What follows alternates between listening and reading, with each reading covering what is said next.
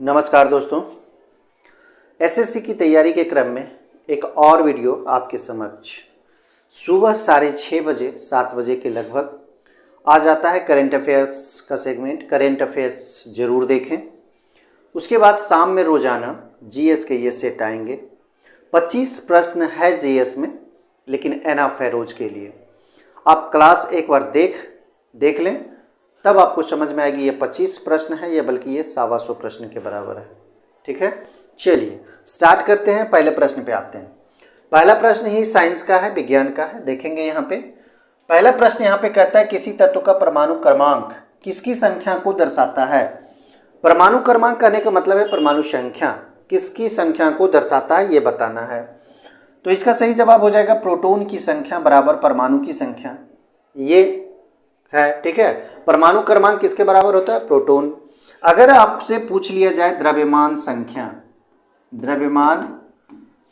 अगर पूछ लिया जाए द्रव्यमान संख्या, तो आपका आंसर कौन होना चाहिए। देखिए, द्रव्यमान संख्या अगर पूछा जाए तो वो न्यूट्रॉन और प्रोटॉन को अगर आप जोड़ते हैं तो द्रव्यमान संख्या निकलता है। तो यहाँ पे ये ऑप्शन आपका हो जाए, परमाणु क्रमांक के जगह पे द्रव्यमान संख्या रहे तो न्यूट्रॉन और प्रोटॉन इसका सही जवाब हो जाएगा। दोनों का योग क्या होता है, द्रव्यमान संख्या होता है। ठीक है, जैसे मान लें कि कोई परमाणु है, ठीक है, इसका एक नाभिक है। नाभिक में प्रोटॉन और न्यूट्रॉन दो होते हैं, और इलेक्ट्रॉन जो होते हैं बाहरी कक्षा में क्या होते हैं, ये घूमते हैं। बाहरी कक्षा में, परमाणु के बाहरी कक्षा में इलेक्ट्रॉन घूमते हैं। इलेक्ट्रॉन पर क्या होता है, प्रोटॉन पर क्या होता है, न्यूट्रॉन पर कौन सा आवेश होता है, ये भी आप जान लें। देखिए, न्यूट्रॉन आवेशहीन होता है। अगर आपसे कोई पूछ ले या एग्जाम्स में आवे तो ये आवेशहीन होता है, याद रखना है हमेशा आपको, आवेशहीन होता है। अगर इलेक्ट्रॉन की बात हम लोग कर लें, इलेक्ट्रॉन, तो इलेक्ट्रॉन पर क्या होता है, ऋण आवेश होता है। क्या होता है, ऋण आवेश। जबकि अगर प्रोटॉन की हम लोग बात करें यहाँ पे, तो प्रोटॉन पे धन आवेश होता है। तो आपको ये तीनों याद रखने हैं, न्यूट्रॉन, प्रोटॉन और इलेक्ट्रॉन। आवेशहीन होता है न्यूट्रॉन, इलेक्ट्रॉन ऋण आवेशित होता है, प्रोटॉन धन आवेशित होता है। और नाभिक में कौन कौन होता है, ये भी आपसे प्रश्न पूछा जाएगा कि नाभिक में कौन सा कण होता है। तो बताना है प्रोटॉन और न्यूट्रॉन जो होते हैं वो नाभिक में होते हैं, जबकि बाहरी कक्षा में इलेक्ट्रॉन होते हैं। ठीक है, इन सारी चीजों को आपको याद रखने हैं। चलिए अगला नंबर सवाल देखते हैं, नंबर दूसरा कहता है संविधान के अनुसार राज्यसभा का कार्यकाल होता है। तो कार्यकाल होता है ये पूछा जा रहा है, ध्यान देना है। देखिए, क्वेश्चंस को जब तक आप समझिएगा नहीं, क्वेश्चंस क्या जानना चाह रहा है ये आपको समझने होंगे। अगर आप यहाँ पे मिस्टेक करते हैं तो आपका आंसर गलत होगा, जानते हुए भी आप आंसर को गलत कर देंगे। ये होता है ओवर कॉन्फिडेंस से या फिर प्रैक्टिस नहीं करने के वजह से भी ऐसा होता है। तो आप देख सकते हैं, अगर आप क्वेश्चंस को ध्यान से समझें संविधान के अनुसार, तो संविधान के अनुसार ही सारा वर्क होता है, ये ध्यान देना है। संविधान को ही फॉलो किया जाता है। तो ये तो आपको बरगलाने के उद्देश्य से भी दिया जा सकता है। दूसरा बात है कि राज्यसभा का कार्यकाल, तो राज्यसभा का कार्यकाल का कोई समाप्त होने का विषय ही नहीं है, तो फिर ये कार्यकाल का चर्चा कहाँ से आ गया। तो ये देखिए, आपको दिग्भ्रमित करने के लिए इस तरह के प्रश्न पूछ लिए जाते हैं और लगभग आते हैं। तो इसे ध्यान से देखना है, एकदम क्वेश्चंस को ध्यान से देखें, ऑप्शंस को पढ़ लें अच्छा से। इसमें कहता है 2 वर्ष में एक बार समाप्त हो जाता है, 5 वर्ष में समाप्त हो जाता है, प्रत्येक 6 वर्ष में समाप्त होता है, समाप्त होने का विषय नहीं है। तो ऑप्शन आपका डी हो जाएगा, समाप्त होने का विषय नहीं है। अब देखिए, इस चीज के बारे में जान लें थोड़ा सा। राज्यसभा, इसे अस्थायी सदन कहते हैं। इसको क्या कहते हैं, अस्थायी सदन कहते हैं। अस्थायी सदन कहते हैं, कहने का मतलब है कि इसे कभी भंग नहीं किया जा सकता, समाप्त नहीं किया जा सकता, इसलिए ही इसे अस्थायी सदन कहते हैं। ठीक है, यहां तक अगर आप समझ गए तो कार्यकाल का विषय ही नहीं है इसमें। अब यहाँ पे देखिए, इसको उच्च सदन भी कहा जाता है, आप इसे भी याद रखना है। उच्च सदन, अस्थायी सदन, ये होता है राज्यसभा को बोला जाता है। अगर यहाँ पे क्वेश्चंस राज्यसभा का सदस्य अगर यहाँ पे पूछ लिया जाए, सदस्य का कार्यकाल, देखिए ये ध्यान दें, सदस्य का कार्यकाल अगर पूछ लिया जाए तब यहाँ पे हो जाएगा 6 वर्ष। कितना होगा, 6 वर्ष होगा। अगर सदस्य का पूछे तो 6 वर्ष होगा, ध्यान देना है। अब कभी नहीं समाप्त होने का विषय है, इसीलिए इसका जब चुनाव होता है तो हर 2 वर्ष में 1/3 सदस्य जो होते हैं, 1/3 सदस्य जो होते हैं हर 2 वर्ष पर, प्रत्येक 2 वर्ष प्रत्येक 2 वर्ष पर, ठीक है, प्रत्येक 2 वर्ष पर 1/3 सदस्य जो होते हैं वो क्या होते हैं, उनका कार्यकाल समाप्त होता है, उनका कार्यकाल जो होता है समाप्त होता है, कार्यकाल समाप्त होता है, ठीक है। तो इसे ध्यान देने हैं, हर 2 वर्ष पर, यहाँ क्या दिया गया है, 2 वर्ष में एक बार समाप्त हो जाता है, नहीं, 2 वर्ष पर 1/3 सदस्य का कार्यकाल समाप्त होता है, इसे ध्यान देना है, हर 2 वर्ष पर यह समाप्त होते जाता है। लेकिन अगर सदस्य का कार्यकाल पूछे कि सदस्य का कार्यकाल कितना होता है तो ये 6 वर्ष होता है, ठीक है। 5 वर्ष की अगर बात की जा रही है तो 5 वर्ष लोकसभा जो होता है, जिसे हम लोग निम्न सदन के रूप में भी जानते हैं, निम्न सदन के रूप में जानते हैं, इसका जो कार्यकाल होता है, लोकसभा सदस्य का भी कार्यकाल 5 वर्ष होता है, लोकसभा का कार्यकाल भी 5 वर्ष होता है, पहले भी भंग किया जा सकता है लेकिन 5 वर्ष में यह समाप्त हो जाता है, ठीक है। तो लोकसभा की बात है तो 5 वर्ष, राज्यसभा के कार्यकाल, सदस्य के कार्यकाल की अगर बात है तो 6 वर्ष। अगर समाप्त होने का विषय अगर कार्यकाल राज्यसभा का पूछा जाए तो यह समाप्त नहीं होता है, और 2/3 सदस्य जो होता है हर 2 साल पर, 1/3 सदस्य हर 2 साल पर यह क्या होता है, इसका कार्यकाल समाप्त होता है, एक बार समाप्त नहीं किया जाता है। यही कारण है कि ये समाप्त होने का विषय नहीं है, हर 2 वर्ष पर होता है तो पहले वाला तो रह ही जाता है, तो ठीक है। तो इस तरह से ये चलते रहता है, अनवरत चलते रहता है, इसलिए इस पर ध्यान देना है। चलिए आगे देखेंगे, सर्वग्राही कौन से रुधिर वर्ग हैं। देखिए सर्वग्राही पूछा जा रहा है तो इसका सही जवाब हो जाएगा A B group. A B group जो होता है वो सर्वग्राही होता है। कहने का मतलब है कि अगर इसे रक्त देना हो, अगर इसे रक्त देना हो, जरूरत पड़ गया तो ये सभी से रक्त ले सकता है। ए बी से तो लेगा ही, ओ से ले लेगा, बी से भी ले लेगा और ए से भी, चारों ग्रुप से यह क्या कर सकता है, रक्त को ले सकता है। यानी कि कोई भी व्यक्ति को अगर रक्त की जरूरत होती है, चढ़ाने की जरूरत होती है, अगर वह ए बी ग्रुप से है तो वो किसी भी ग्रुप का ब्लड अपने में ले सकता है। ओ की बात करें तो इसे सर्वदाता ग्रुप बोला जाता है, सर्वदाता ग्रुप, सर्वदाता, इसे सर्वग्राही और इसे सर्वदाता, ये क्वेश्चंस हमेशा आते हैं। सर्वग्राही तो ए बी, सर्वदाता क्वेश्चन पूछे तो ओ को बोला जाता है। ये क्या कर सकता है, ये सभी को रक्त दे सकता है, ए बी को तो देगा ही, ओ को तो देगा ही, बी को भी देगा, ए को भी देगा, यानी कि ओ को सर्वदाता ये सर्वदाता रुधिर वर्ग बोला जाता है। जबकि बी की अगर बात करें तो ये किसके किसको दे सकता है, ए बी को देगा और बी को देगा, और लेगा भी ए बी से नहीं, ओ से लेगा और किससे लेगा, बी से लेगा।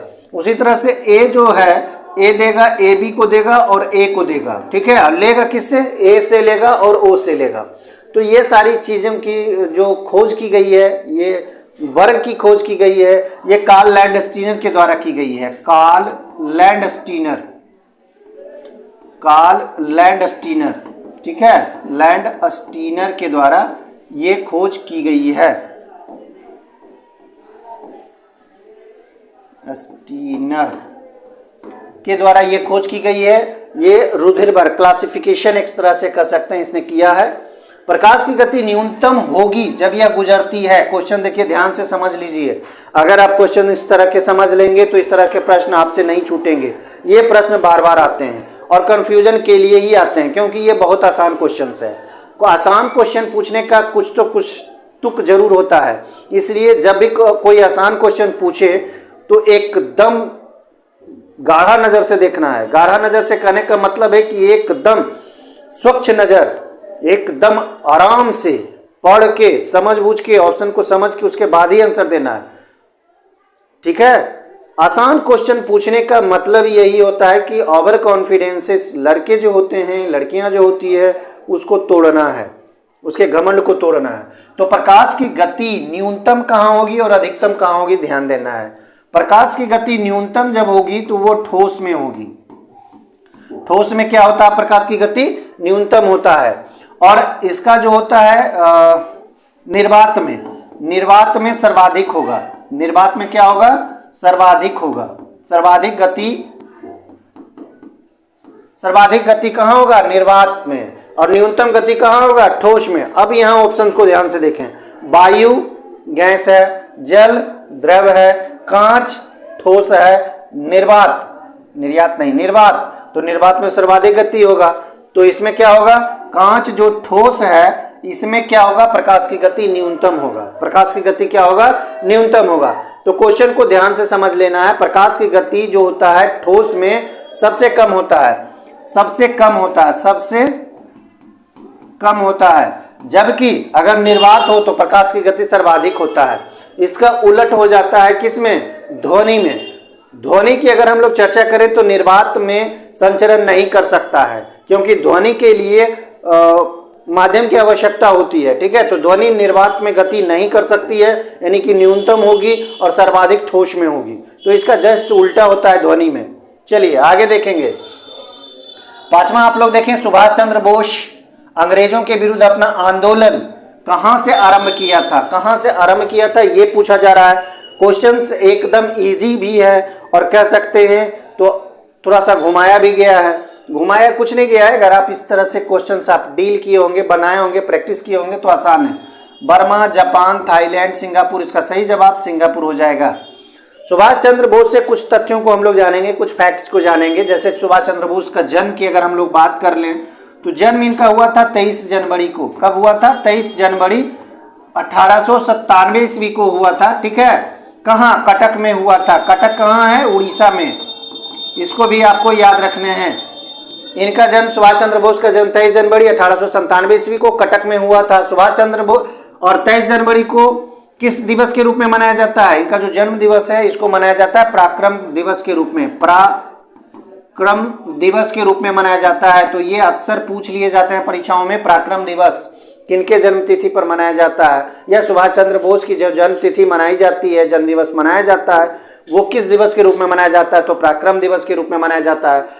जय हिंद का नारा किसने दिया था, जय हिंद, ये नारा भी इन्हीं का दिया हुआ है। ठीक है, नारा सुभाष चंद्र बोस ने दिया था, तो इसको भी आपको याद रखने हैं। फॉरवर्ड ब्लॉक की स्थापना, फॉरवर्ड, ठीक है, ब्लॉक की स्थापना, फॉरवर्ड ब्लॉक की स्थापना इनके द्वारा की गई है। इसको भी आपको याद रखना है। 1939 में, 1939 ईस्वी में। ठीक है, तो फॉरवर्ड ब्लॉक की स्थापना 1939 ईस्वी में सुभाष चंद्र बोस के द्वारा की गई है। जय हिंद का नारा सुभाष चंद्र बोस ने दिया है। इनका जन्म 23 जनवरी 1897 को कटक में हुआ था। पराक्रम दिवस इनके जन्म तिथि के अनुसार मनाया जाता है, जन्म दिवस के रूप में मनाया जाता है। ये अपना आंदोलन शुरू कहाँ से किए थे, तो सिंगापुर से किए थे। और भी चीज़ें इनके जानने योग्य चीज़ें हैं। ये 37-38 में ये कांग्रेस के अध्यक्ष बने थे, इसको भी आपको याद करने हैं। और इन्होंने त्यागपत्र भी दिया था, कांग्रेस से हट गए थे क्योंकि ये पट्टाभी सीतारमैया को हराए थे, और पट्टाभी सीतारमैया गांधी जी के व्यक्ति थे, उनके आदमी थे, और उनको हराना मामूली बात नहीं है। तो इन्हें किसी वजह से, किन्हीं कारणों से इन्हें त्यागपत्र देना पड़ा था। तो इन सारी चीज़ों को, सुभाष चंद्र बोस के बारे में तथ्यों को जोड़ के देखना है, और कहाँ से क्वेश्चन छूट सकते हैं ये भी आपको देखने हैं। तो इन सारी चीज़ों के अलावा भी कुछ जो हम बोलते हैं उसे आप पॉज करके आप नोट कर सकते हैं, नोट बना सकते हैं। स्किप करेंगे तो ये सारी चीज़ें छूट जाएगी। चलिए आगे हम लोग देखेंगे। छठा, वीर भूमि समाधि है। तो वीर भूमि जो समाधि स्थल है ये राजीव गांधी की समाधि स्थल है। ठीक है, उसके बाद अगर संजय गांधी की बात करें तो संजय गांधी शांति वन जो है इनका समाधि स्थल संजय गांधी का है। इंदिरा गांधी का जो समाधि स्थल है इसे बोला जाता है शक्ति स्थल के रूप में जाना जाता है, शक्ति स्थल के रूप में जाना जाता है। अगर हम लोग बात कर लें लाल बहादुर शास्त्री की, तो इनका जो समाधि स्थल है इसे विजय घाट के नाम से जाना जाता है, विजय घाट के नाम से जाना जाता है। तो इन सारी चीज़ों को भी आपको देखते जाना है, नोट करते जाना है। ठीक है, वीर भूमि राजीव गांधी की, संजय गांधी का जो ये समाधि स्थल है वो शांति वन, शक्ति स्थल इंदिरा गांधी का, लाल बहादुर शास्त्री का विजय घाट समाधि स्थल है। चलिए अगला है 7वां, भारत में शांति स्वरूप भटनागर अवार्ड किस क्षेत्र में योगदान के लिए दिया जाता है। शांति स्वरूप भटनागर अवार्ड, ध्यान से देखें, इसकी स्थापना कब की गई और कब से यह दिया जाता है। तो शांति स्वरूप भटनागर पुरस्कार जो है यह 1958 ईस्वी में इसकी स्थापना की गई, और तब से यह अनवरत चलता रहा है। यह जो है विज्ञान और तकनीक के क्षेत्र में दिया जाता है, और इसमें शर्तें हैं 45 वर्ष से कम, 45 वर्ष से कम उम्र के वैज्ञानिक को ही दिया जाता है। ध्यान देना है, वैज्ञानिक को दिया जाता है, 45 वर्ष से कम उम्र के वैज्ञानिक को दिया जाता है। हो सकता है इस तरह से प्रश्न एराइज हो जाए क्योंकि क्वेश्चंस कहाँ से उठेंगे ये कहना मुश्किल है। साहित्य के क्षेत्र में अगर पुरस्कारों की बात कर ले तो पुलित्जर पुरस्कार है, मान बुकर पुरस्कार है, और भी ढेर सारे साहित्य पुरस्कार, नोबेल पुरस्कार भी दिया जाता है साहित्य में। उसके बाद भारत रत्न भी, सामाजिक कार्य के लिए भारत रत्न दिया जाता है, ध्यान देना, भारत रत्न दिया जाता है सामाजिक कार्य के लिए। पद्मश्री भी दिया जाता है, पद्म भूषण, पद्म विभूषण सामाजिक कार्य के लिए। तो ये सारे रत्न हैं, ये सारे पुरस्कार हैं जो संबंधित है सामाजिक कार्य से। खेल, ये अर्जुन पुरस्कार दिया जाता है, खेल से संबंधित है अर्जुन, तो इसको भी आपको ध्यान रखने हैं, ठीक है। भारत रत्न की शुरुआत 1954 ईस्वी में की गई है, 1954 ईस्वी में इसकी शुरुआत की गई है। अर्जुन पुरस्कार की शुरुआत 1961 ईस्वी में की गई है। 1958 ईस्वी में शांति स्वरूप भटनागर अवार्ड की शुरुआत की गई है, जो कि विज्ञान और तकनीक के क्षेत्र में दिया जाता है। चलिए अगला सवाल देखेंगे। चौराहे पर मुड़ते समय साइकिल सवार पर केंद्र की ओर से कौन सा बल लगता है? देखिए, चौराहे पर मुड़ते समय साइकिल सवार पर केंद्र की ओर से, केंद्र यानी कि मान के चलिए ये चौराहा है और इधर से इस तरह से मुड़ रहा है साइकिल सवार, तो यहाँ जो केंद्र है, यहाँ जो बल लगेगा ये अभिकेंद्रीय बल होता है। इसे क्या कहा जाता है? अभिकेंद्रीय बल बोला जाता है। चौराहे पर मुड़ते समय साइकिल सवार अगर पूछा जाए, ये झुकता है तो उस पर कौन सा बल लगता है, तो ये अभिकेंद्रीय बल के कारण ही वो ऐसा हो पाता है। अब केंद्रीय बल का एक उदाहरण जान लें। दूध से जो क्रीम निकालने की विधि जो होती है, दूध से क्रीम निकालना, ये अपकेंद्रीय बल का उदाहरण होता है। दूध से क्रीम निकालना, ठीक है, दूध से क्रीम निकालने की जो विधि है, निकालने की विधि, ये क्या होता है? अपकेंद्रीय बल के उदाहरण है। अपकेंद्रीय बल के एक और उदाहरण होते हैं, जैसे कि जो कपड़ा साफ करने वाली जो मशीनें होती है, ठीक है, वो भी अपकेंद्रीय बल के उदाहरण है, वॉशिंग मशीन जिसको हम लोग कहते हैं। चलिए आगे देखेंगे। 9 नंबर, वाल्मीकि राष्ट्रीय उद्यान को किस वर्ष प्रोजेक्ट टाइगर के अंतर्गत शामिल किया गया है? वाल्मीकि राष्ट्रीय उद्यान सबसे पहले जान लें कहाँ है, तो ये चंपारण में, पश्चिमी चंपारण में स्थित है।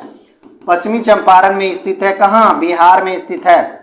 इसे भी आपको याद रखना है, बहुत इंपॉर्टेंट है। पश्चिमी चंपारण के बिहार में स्थित है राष्ट्रीय उद्यान, वाल्मीकि राष्ट्रीय उद्यान, और ये बिहार का सबसे बड़ा उद्यान है, राष्ट्रीय उद्यान है, जो कि प्रोजेक्ट टाइगर के अंतर्गत शामिल किया गया है 1991 ईस्वी में। अब थोड़ा सा प्रोजेक्ट टाइगर के बारे में जान लें। प्रोजेक्ट टाइगर की शुरुआत कब की गई है? तो इसकी शुरुआत जो की गई है 1973 ईस्वी में की गई है। प्रोजेक्ट टाइगर की शुरुआत कब की गई है? 1973 ईस्वी में कब की गई है? कहां से? तो उत्तराखंड से इसकी शुरुआत की गई है। जिम कॉर्बेट नेशनल पार्क से, जिम नेशनल कॉर्बेट पार्क से इसकी शुरुआत की गई है उत्तराखंड में। 1973 ईस्वी से प्रोजेक्ट टाइगर को शुरुआत की गई है, ठीक है, बाघों की कमी को पूरा करने के लिए, बाघ समाप्त ना हो जाए इसलिए, तो ठीक है, इसको देख लें। आगे देखेंगे। 10वां, विद्युत चुंबकीय तरंगों की पहचान सर्वप्रथम किसने किया था? ध्यान दें, विद्युत चुंबकीय तरंगों की पहचान सर्वप्रथम किसने दिया था? तो ये हटर्ज ने किया था, ठीक है, हटर्ज के द्वारा ये विद्युत चुंबकीय तरंगों की खोज की गई थी। अगर हम यहाँ पे बात कर लें विद्युत चुंबकीय सिद्धांत की, विद्युत चुंबकीय सिद्धांत, एक एक चीजों को हम यहाँ पे बताएंगे।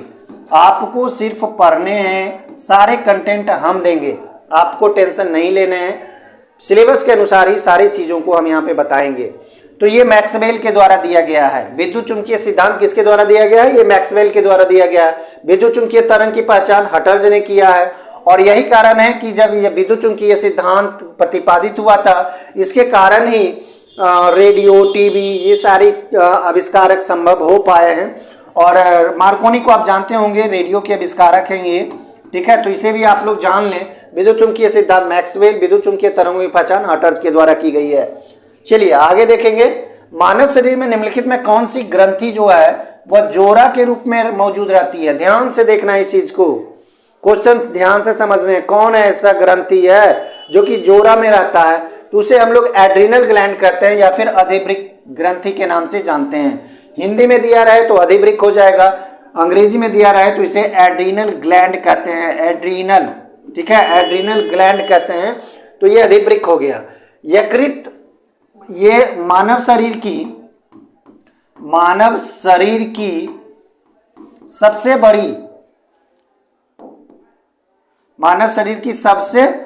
बड़ी ग्रंथि है, सबसे बड़ी ग्रंथि है। आपको याद रखना है इस चीज को। सबसे बड़ी ग्रंथि, मानव शरीर की सबसे बड़ी ग्रंथि यकृत यानी कि लीवर है। अग्नाशय से कुछ हार्मोन को आप समझ सकते हैं, जैसे कि इंसुलिन। इंसुलिन को हम लोग समझेंगे। इंसुलिन क्या है? इंसुलिन एक हार्मोन है जो कि शुगर को कंट्रोल करके रखता है। शरीर में शुगर की मात्रा को क्या करता है? कंट्रोल करता है। शुगर की मात्रा को क्या करता है? कंट्रोल करता है। ठीक है, कंट्रोल करता है, इंसुलिन का काम है। और ये अग्नाशय से स्रावित होता है। तो इन सारी चीजों को आपको याद रखने हैं। ठीक है, अधिवृक्क ग्रंथि, यकृत ग्रंथि, अग्नाशय ग्रंथि, इन सारी चीजों को आपको याद रखने हैं। चलिए आगे देखेंगे। भारत में प्रथम उपभोक्ता संरक्षण अधिनियम कब पारित किया गया था? तो यह पारित किया गया 1986 ईस्वी में। यह पारित किया गया था 1986 ईस्वी में। भारत में प्रथम उपभोक्ता संरक्षण अधिनियम 1986 ईस्वी में पारित किया गया था। अगर यहाँ पे संरक्षण दिवस की अगर बात कर लें, दिवस की बात कर लें, प्रथम उपभोक्ता संरक्षण दिवस नहीं, प्रथम उपभोक्ता नहीं, उपभोक्ता संरक्षण दिवस, उपभोक्ता संरक्षण, ठीक है, दिवस, ये कब मनाया जाता है? ये 24 दिसंबर को मनाया जाता है। चलिए इसको आपको याद रखने हैं। 24 दिसंबर को मनाया जाता है उपभोक्ता संरक्षण दिवस। ठीक है, और प्रथम उपभोक्ता संरक्षण अधिनियम कब पारित हुआ था? तो ये हुआ था 1986 ईस्वी में। चलिए आगे हम लोग देखेंगे नंबर 13। थर्ड वर्ल्ड का शब्द उपयोग किनके संदर्भ में किया जाता है? तो ये विकासशील देश के संदर्भ में किया जाता है। आसान है। ठीक है, इसको आगे देखेंगे। 14, तेज हवा वाली रात्रि में ओस नहीं बनती है। बहुत आसान है। देखिए आपका ऑप्शन ए ही सही है, आगे देखने की जरूरत ही नहीं है। तेज हवा वाली रात्रि में ओस नहीं बनती है। बाष्पीकरण क्या होती है? तेज होती है। चलिए 15 देखें। भारत का संवैधानिक मुखिया पूछा जा रहा है। क्वेश्चन ध्यान से देखने हैं, ऐसा नहीं कि प्रधानमंत्री मार देना है, क्योंकि सर्वाधिक पावरफुल जो नेता होता है वो प्रधानमंत्री होता है भारत का। लेकिन ये मत समझ लेना है कि संवैधानिक मुखिया पूछा जा रहा है, तो ये राष्ट्रपति होते हैं। संवैधानिक मुखिया जो होता है भारत का वो कौन होते हैं? राष्ट्रपति होते हैं। और भारत का जो राष्ट्रपति है वो भारत का राष्ट्रपति एक होगा। ये संविधान के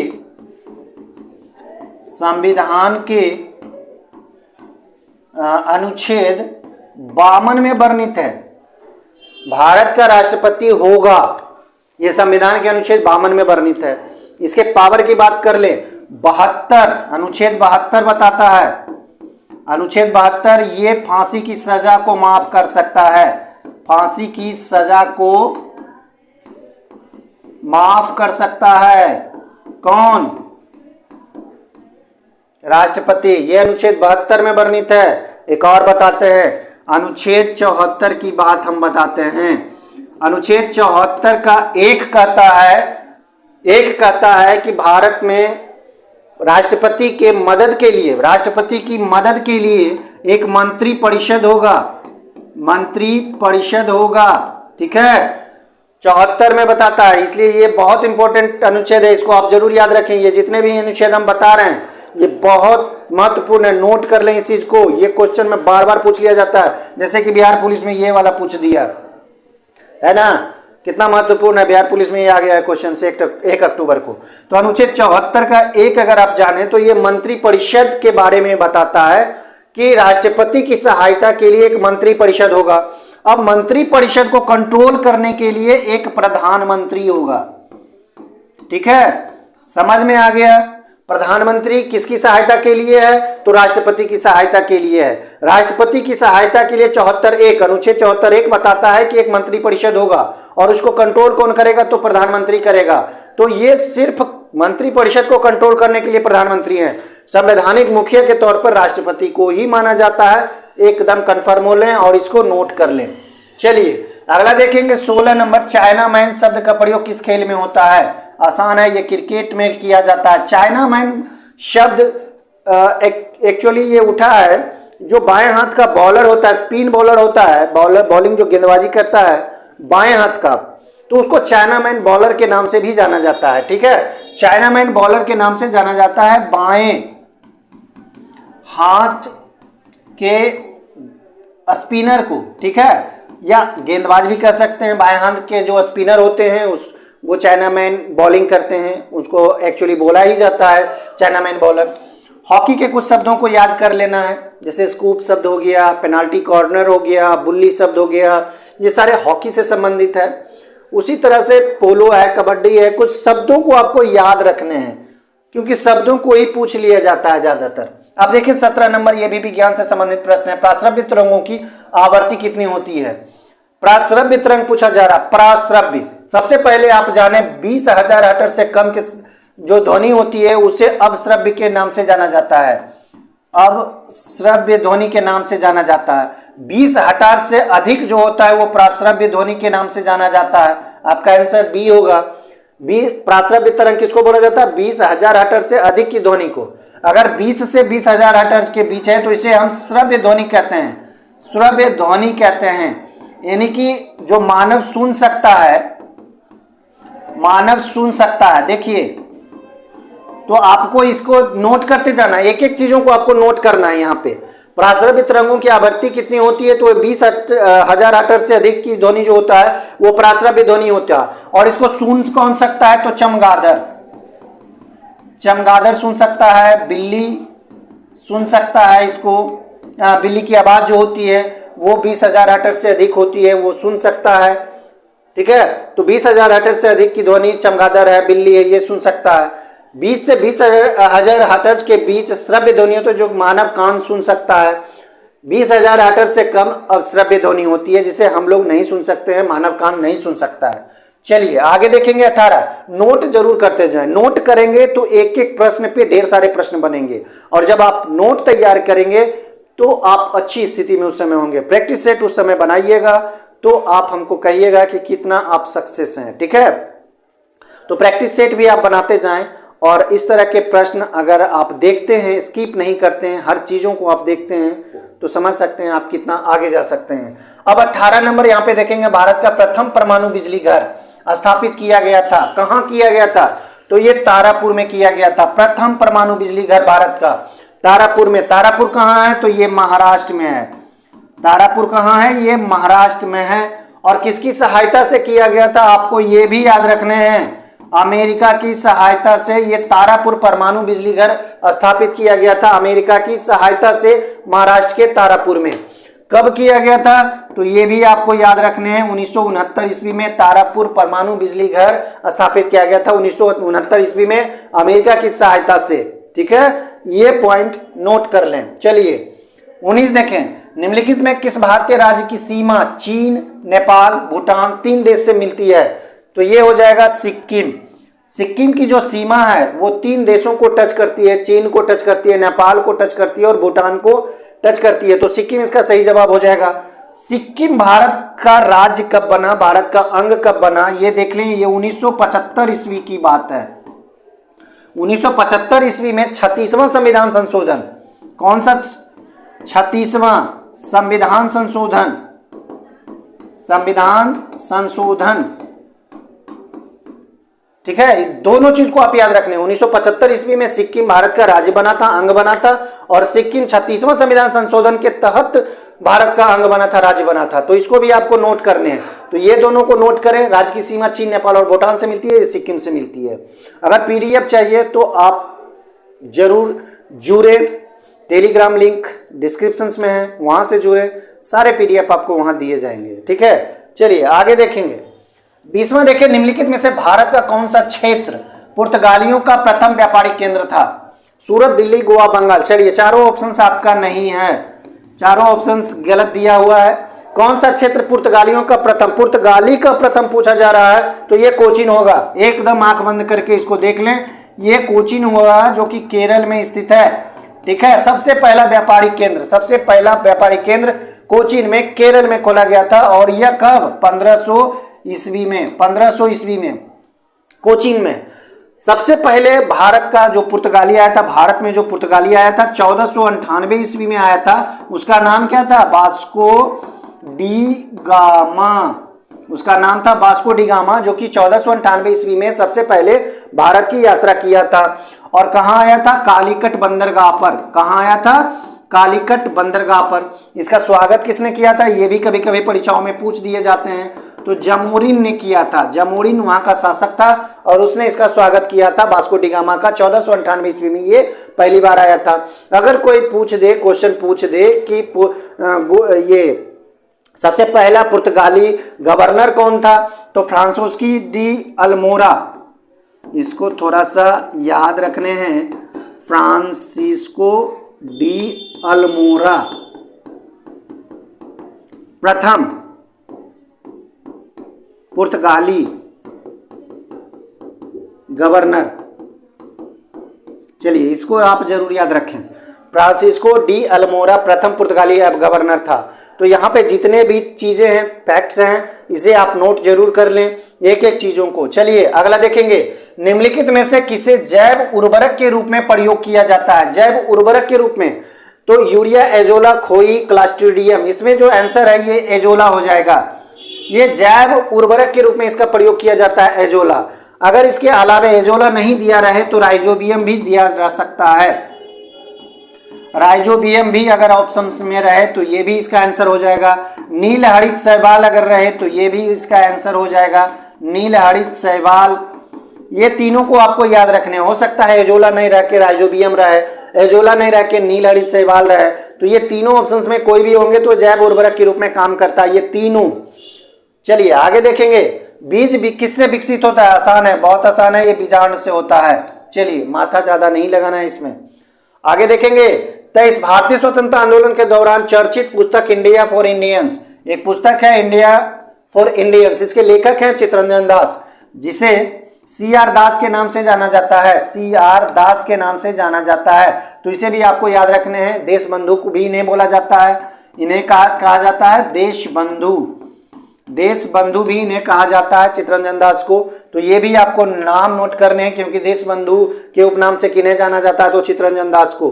चित्तरंजन दास को एक और चीजें इनके फैक्ट्स में जोड़ लें, नोट कर लें, चित्तरंजन दास और मोतीलाल नेहरू, ये दोनों मिलके, चित्तरंजन दास और मोतीलाल नेहरू मिलके 1923 ईस्वी में स्वराज पार्टी का गठन किए थे। स्वराज पार्टी का गठन हुआ था या गठन किया गया था इनके द्वारा 1923 ईस्वी में। मोतीलाल नेहरू और चित्तरंजन दास मिलकर ये किए थे। तो 1923 ईस्वी, इसे भी आपको याद रखने हैं। चलिए आगे, राष्ट्रीय स्वयंसेवक का संघ का संस्थापक कौन है? तो ये हो जाएंगे केशव बलिराम हेडगेवार। ठीक है, केशव बलिराम हेडगेवार इसके संस्थापक है। राष्ट्रीय स्वयंसेवक संघ, जिसको हम लोग RSS बोला जाता है। ठीक है, इसकी स्थापना 1925 ईस्वी में की गई है। इसकी स्थापना कब की गई है? 1925 ईस्वी में। RSS, जिसे राष्ट्रीय स्वयंसेवक संघ बोला जाता है, केशव बलिराम हेडगेवार इसके संस्थापक रहे हैं। चलिए आज का अंतिम सवाल देखेंगे, क्लास का अंतिम सवाल। अखिल भारतीय ट्रेड यूनियन कांग्रेस, ध्यान से इसका नाम सुन लें, कहीं कांग्रेस समझ के नहीं बना देना है। अखिल भारतीय ट्रेड यूनियन कांग्रेस के प्रथम अध्यक्ष पूछा जा रहा है, तो कौन है ये? तो ये लाला लाजपत राय हैं, प्रथम कांग्रेस के ये अध्यक्ष हैं। प्रथम अखिल भारतीय ट्रेड यूनियन कांग्रेस के अध्यक्ष, प्रथम अध्यक्ष। अगर इसकी बात कर लें तो ये कब इसकी स्थापना की गई है? 1920 ईस्वी में इसकी स्थापना की गई है। 1920 ईस्वी में इसकी स्थापना की गई है। ठीक है, और इसके संस्थापक अध्यक्षों में से कौन है? लाला लाजपत राय पहले अध्यक्ष है। इनका जो स्थापना किए हैं ये MN जोशी कह सकते हैं, NM जोशी के द्वारा इसकी स्थापना की गई है। स्थापना, ठीक है, स्थापना किसने किया है? NM जोशी के द्वारा यह स्थापना किया गया। अखिल भारतीय ट्रेड यूनियन कांग्रेस स्थापना 1920 ईस्वी में हुआ है और प्रथम अध्यक्ष लाला लाजपत राय को जाना जाता है और थे। दोस्तों आज का क्लास यहीं समाप्त होता है। क्लास कैसा लगा और तथ्य कैसे लगे, नोट किए कि नहीं, ये भी आपको बताने हैं। और अभी तक आपने सब्सक्राइब किया कि नहीं, शेयर किए कि नहीं, ये भी आपको बताने हैं, क्योंकि आपका परिवार है, जितना बड़ा हो आपके लिए उतना ही अच्छा होगा। धन्यवाद।